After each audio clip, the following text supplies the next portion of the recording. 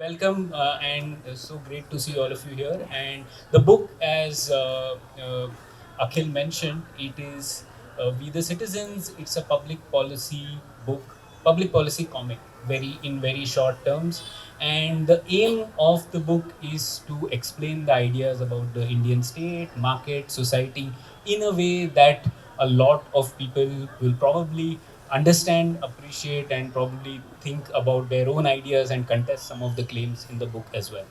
The book is largely the work of Khyati. We are her two sidekicks, and we did something, I don't know what, but hopefully something with good in this. So, anyway, since it is a graphic novel, let's start with that idea. And I thought Khyati, because she's done all the graphic work in this, I thought we'll begin with a conversation on that. And if you have any questions, thoughts, we'll also love to hear from you.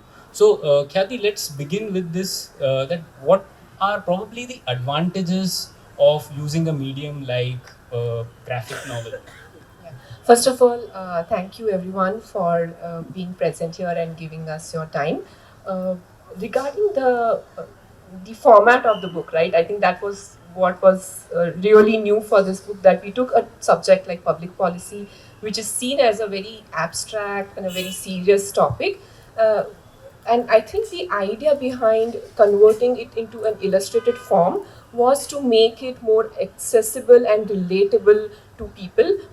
What the visual medium does in a way is actually it forces the writer to really think and bring out the essence of what it is, right? And when you are able to then put it into a drawing or an illustration, sometimes even very abstract ideas that the reader may have some clarity about, it's just that when you see them in form of a drawing, it just becomes much more concrete. And I think that is what I felt that this medium was trying to bring, and that's what we were trying to do. Honestly, actually, when we all started, I think none of us had any idea about how this was going to materialize, and how this book was going to take shape. So actually it was like a lot of feeling the stones and figuring out as we worked on it. And so yeah, another thing that I try to use a lot of examples, because it's through the examples is where you can bring out and say that this abstract topic actually affects my life in this way through this example. And I think another thing that I try to do, or actually we all had this thing in mind, is to keep the Indian context in mind. So though the ideas that we are discussing in the book are very universal and sort of global, but what we try to do, and that happened a lot because of the examples that you guys have chosen through your process of teaching the subject, is that by putting them in the Indian context, we were trying to make them much more relatable for an Indian person to understand what it means. So yeah, that's how I think. Anupam, as someone who has not done any drawing in the book, do you have any ideas to say on this? Yeah, of course, I've not done any drawing. I don't even know what I contributed to the project, apart from maybe irritating Kathy. All the jokes are like, Yeah, okay, all the jokes are mine. I think it was just that, because I think the topics of economics and public policy is far too serious, and that has a tendency to drive people away. Whereas what we need is more and more people to be actually interested in things like public policy, because it affects everybody, right? I bet anybody who studied economics here would probably hate their economics teacher. It is a great disservice done in terms of to the subject. So I think our idea was just that: how do we make it as relatable as possible to common folks by examples, illustrations, and using like day-to-day examples? Because the standard thing, if you think about trade, standard economics topic textbook will think about, England has 25 bushels of wheat and it trades with so many cartons of wine with Portugal. Till date, I've read that example so many times. Till date, I have no clue what bushel means. Right. So I thought the idea was to move away from that and make it more relatable. But examples of wine would have been still good. I use beer examples throughout. So yeah. Okay, so going on to the next question, yeah, I just want to add on this is first, this format was new to all of us. Obviously, generally, this is not a medium which is used to talk about public policy. But what really I thought during the process was when we gave some ideas to Khyati, and she kept coming back with that this is too abstract. You need to give it in more concrete terms so that it can be illustrated well. And I think that was the value of this format. It is the examples are more concrete, it makes things more relatable, and there are some delightful things you can do in that format, right? Like there is one panel in the book where there is a marketplace, and the marketplace has a lot of shops, and each of the shops, sort of the boards of the shops are in a different Indian language, which Kathy has made. So I thought those are the kinds of things you can only do in this form. You will not be able to do it in written word. So that was quite interesting. So let's go to the ideas, because the book is about ideas. So let me talk to Anupam first. What is the one big idea from the book that people should take away? I'm going to start with, I think, what is the unifying theme within the book, which is that uh, for to ensure prosperity of Indians and across the board, I think you need to find the balance between government, society, and markets. I think all of these have very specific roles that they play, and they all play to their strengths. So government, for example, we say should be responsible for ensuring property rights, that they should be maintaining law and order, that they should ensure security and safety at the borders. This is typically the government job. Market is amazingly efficient at allocating scarce resources, and that's what it should do. And society, of course, this is a big kind of question mark, but society has a very deep role to play in terms of course, bringing about change, whether it can impede it or actually bring about change. So every single entity has a big role to play, and I think if we demand from these entities to play the role, I think that is when prosperity is ensured. So if government tries to do business, that doesn't go far. If markets end up, I don't know, running the military, I don't think that goes far either. So I think the one kind of key idea that I want to push across is that each one of these has a role to play, and it's best if they do that, and we demand from them that they do that. Yeah, for me, so I was really approaching this topic as a student because I was very much a student of public policy, and one, And ours. of course, yes. So one thing that really I took away from this book, and something on which I built my own clarity, was this idea about market failures. And so a lot of us are aware about market failures, and we kind of know that yes, governments need to intervene at sometimes. We do need regulations and everything. But how do we think about this in a way that we have the right amount of regulation to do and address the specific market failures that are taking place? So I think that particular framework, that which we have borrowed actually from Ajay Shah's book, In Service of the Republic, and I think that framework and a lot of other ideas that we have built upon in that book helped me get this clarified in my mind, in terms of yes, there are places where governments have a role to play, but that role has to be calibrated based on what is the problem that we are solving. And it should be an intervention, but it should be a limited intervention, considering that the problem we are trying to solve, and not, it should not end up giving so much power to the governments that it ends up kind of hurting ourselves as citizens. So I think figuring out and understanding that framework was probably my biggest takeaway in the process of writing this book also. Yeah. So for me, two ideas. One, Anupam has already mentioned, the state, market, and society all have their roles, and especially I would say society is the aspect that is least understood. We generally think of it as a patient on which the market and the state are operating. So society is thought to be very docile. It is not. It cannot solve its own problems. But our argument in the book is that societies and Indian society, there are many examples of social movements, many examples where people have tried to sort the problems in our society. So that is the whole idea. For example, we think that on the language side, for example, the primary role is not that of the state but of the society. It is, if we want our languages to be preserved, it is really the role of society, individual initiatives, movements to do that in a way which spreads to more people and not demands the state to impose one language over the other. It can be any language. right? So these are the kinds of examples that I would say. The other thing that really is one idea that I would want people to take away is the idea of the republic. Now we are all used to celebrating the Republic Day exactly like the Independence Day, and we think that it's the same thing. We just get two holidays instead of one.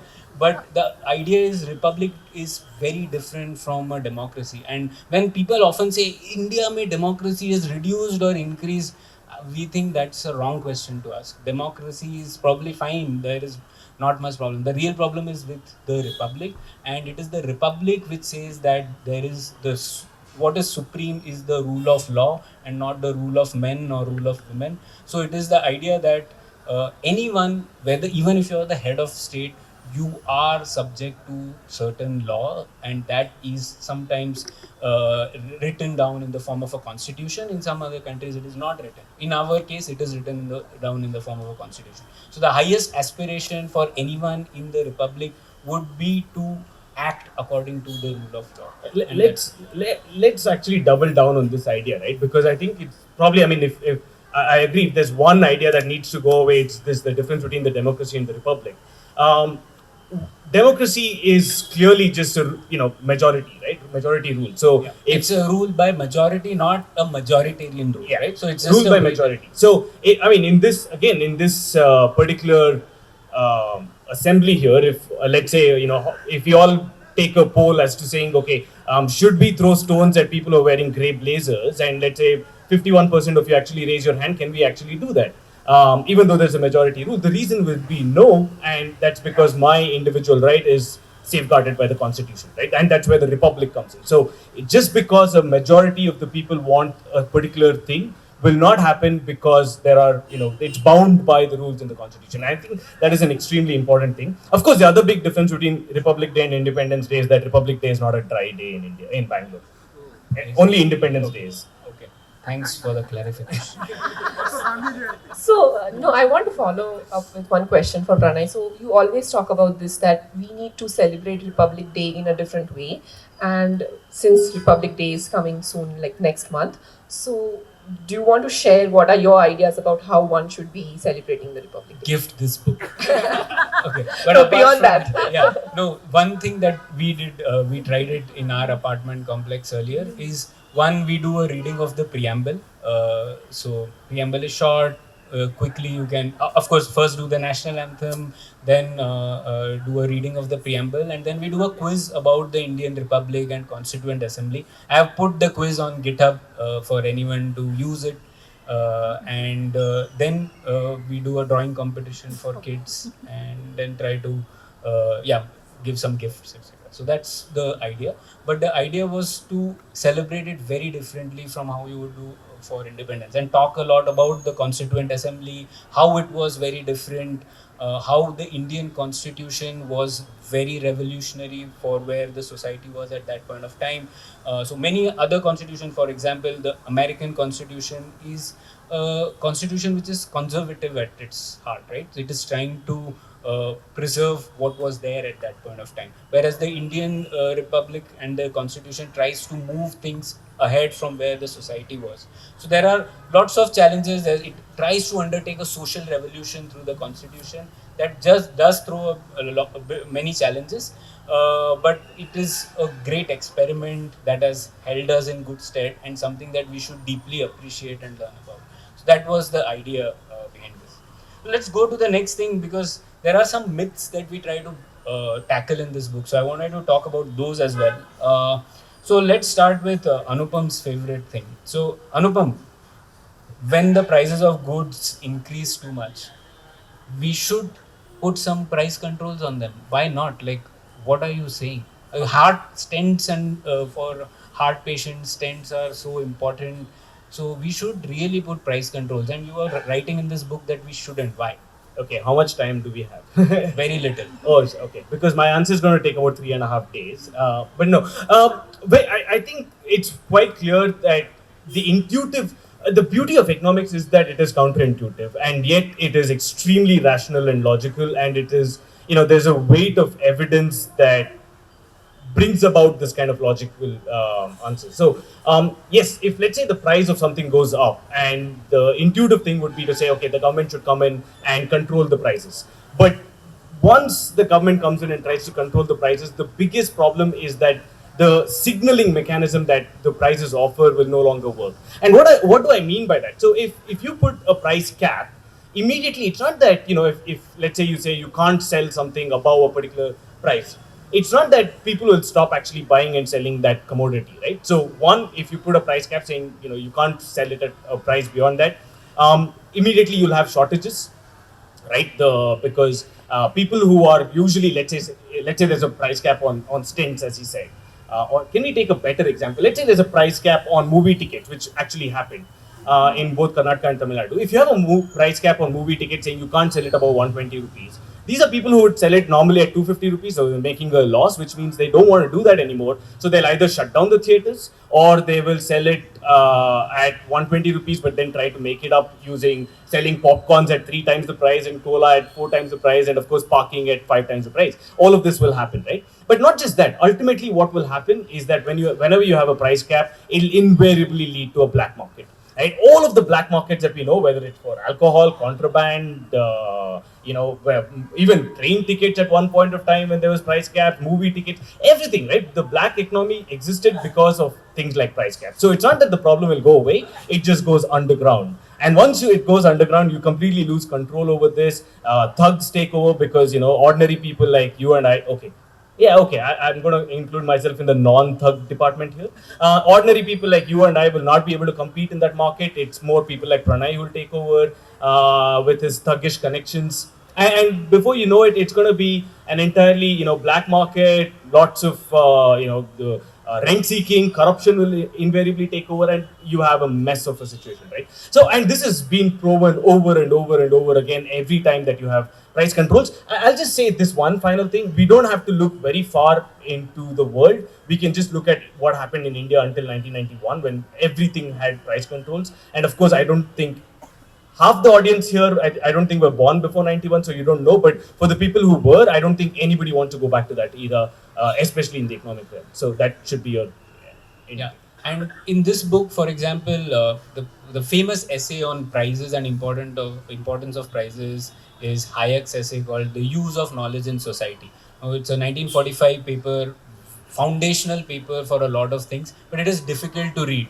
So I think in this book we've tried to put in examples which explain the use of knowledge in society in a way that will hopefully reach more people. So the next one more myth that I want to tackle is the Indian state is overstaffed and lethargic. Everyone believes so. What do you think?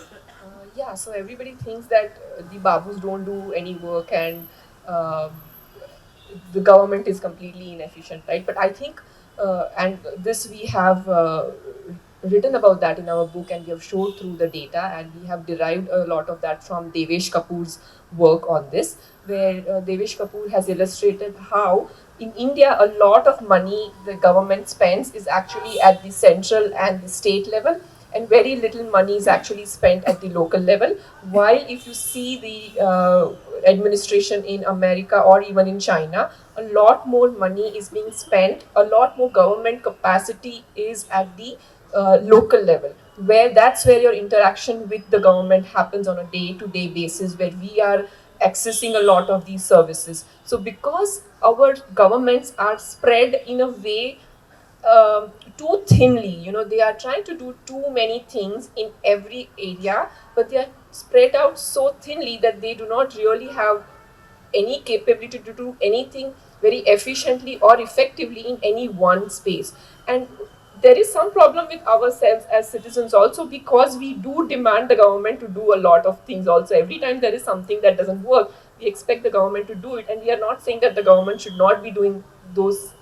What government should really be doing is focus on the things that only the government can do, like providing sanitation, like providing good primary education to all children of India, Law and order. or just having a good law and order, because that will make the road safe for me. Not necessarily just having some policeman in the cab for some amount of time, right? just having a better law and order situation is what we need in the long term. And these are very difficult things actually to implement. And we would rather have the government spend its efforts in getting those basics done, because nobody else can do that for us. Like, we cannot expect like any market player to provide me security when I go out at 12 o'clock at night for my train or my plane or any such thing, right?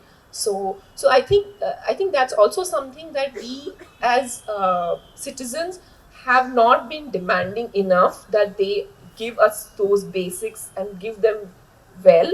And we are probably also not voting for our politicians, proving them accountable on those markers. And I think we are trying to make a case that maybe we need to demand those things more strongly for then the As maybe top 3 pre or post reads to this book.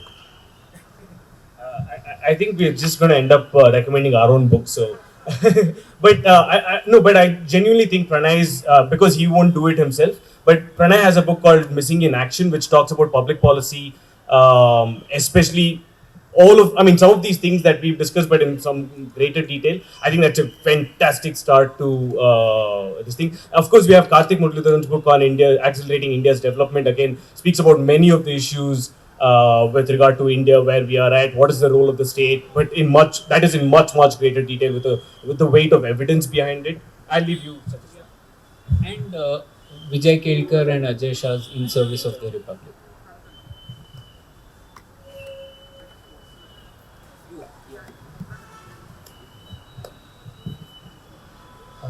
Yeah, very nice conversation. And considering that there is a lot of questions on the constitution nowadays between parties, one of the things that comes up quite regularly is the basic structure of the constitution, where it happened even because of the Keshav Nande the case and everything. So, which shows that because it was defined by the Supreme Court, which means that the judiciary has more power over the constitution than possibly the executive or the legislature. So, does these kind of concepts come into your novel, or even if not, I mean, just your thoughts on what could be the who could be the more powerful among them, in upholding the constitutional rights? So a quick answer to that is on basic structure. The way we think about it is in most republics there's this contest between executive versus the judiciary, and you see in the US there is this Roe versus Wade, which was overturned by the judiciary, and now they are again contesting. So in some other things you will say that. So in that case you can say that judiciary is powerful. It can take away previous precedents also very quickly. In some other jurisdictions, you will have the exact opposite, where whatever the parliament says cannot be overturned easily. I think basic structure doctrine is a halfway house, trying to have a best of both worlds, whereas some certain things which are defined that cannot be changed, and certain things which can be changed easily. By the way, like one of the beauties of the Indian Constitution is that it doesn't have, it can be changed pretty easily given the kind of restrictions we have. Sometimes 2/3 majority, sometimes that, and that was by design. In the Constituent Assembly, there was a lot of debate on that, and the idea was that they didn't want to make a constitution which will be a document which will apply rigidly to future generations as well.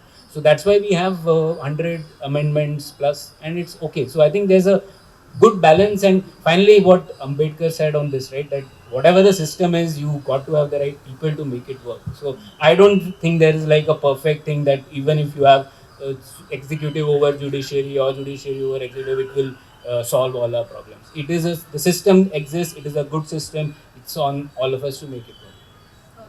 I would like to add something to this, or maybe let's keep it quick. And yeah, I think we are done out of time. Yeah. okay, fine. Okay. Respecting the time that was there. So thanks so much for coming here, and hopefully you will like the book. Thank you.